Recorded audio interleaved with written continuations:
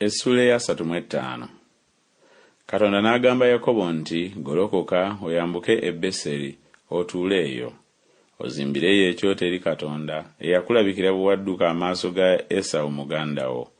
Yakobo n'alyoka agamba ab'omu nnyumba ye n'abo bonna abaali naye nti, mugyeewo bakatonda abalala abali mu mmwe, mwetukuze muwanyise ebyambalo byammwe.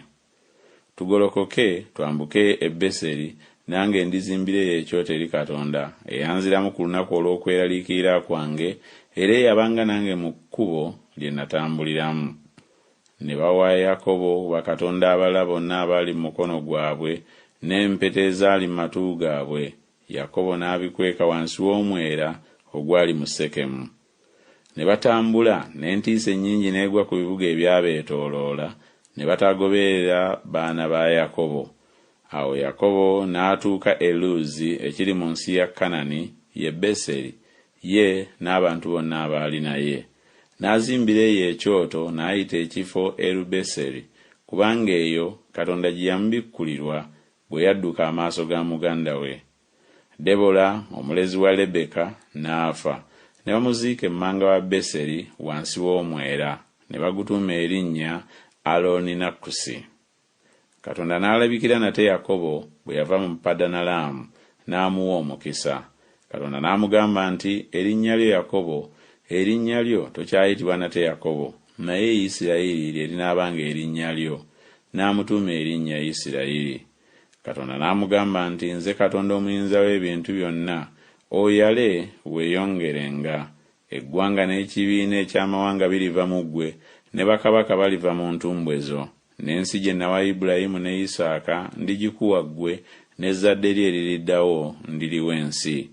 Katonda n'ava gy'ali n'alinnya mu kifo mwe yayogerera naye. Yakobo n'asimba empagi mu kifo mwe yayogerera naye, empagi ey'amayinja, n'agifukako ekiweebwayo ekyokunywa, n'agifukako amafuta. Yakobo n'atuuma ekifo Katonda mwe yayogerera naye erinnya lyakyo Beseri.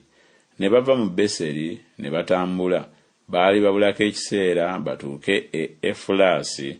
Laakeeri n'ayagala okuzaala, n'alumwa nnyo. Awo olwatuuka bwe yali alumwa nnyo, omuzaalisa n'amugamba nti, totya, kubanga kaakano n'ozaala omwana ow'obulenzi omulala.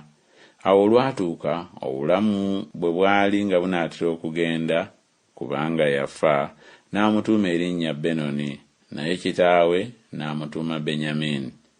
Laakeeri n'afa, ne bamuziika mu kkubo erigenda e Efulasi, ye Besirekemu. Yakobo n'asimba empagi ku malaalo ge, eyo y'empagi ey'amalaalo ga Laakeeri ne leero. Isirayiri n'atambula n'asimba eweema ye ng'ayise ku kigo ekya Ederi. Awo olwatuuka Isirayiri bwe yali ng'atudde mu nsi eyo, Lewubeeni n'agenda n'asula ne Biira omuzaana wa kitaawe. Isirayiri n'akiwulirako. Batabani ba Yakobo baali 12. Abaana ba Leeya, Lewubeeni omubereberye wa Yakobo, ne Simyoni, ne Leevi, ne Yuda, ne Isakaali, ne Zebbulooni. Abaana ba Laakeeri, Yusufu ne Benyamini.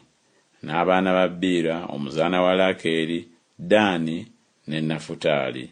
N'abaana ba Zirupa omuzaana wa Leeya, Gaadi ne Aseri. Abo be batabani ba Yakobo abaamuzaalirwa mu Padanalaamu. Yakobo n'ajja eri Isaaka kitaawe mu Mamule mu Kiriyasuwalaba, ye Kebbulooni, Ibulayimu ne Isaaka mwe baatuulanga. N'ennaku za Isaaka zaali myaka 180. Isaaka n'ata omukka, n'afa, n'atwalibwa eri abantu be ng'akaddiye, ng'awezezza ennaku nnyingi. Esawu ne Yakobo abaana be ne bamuziika.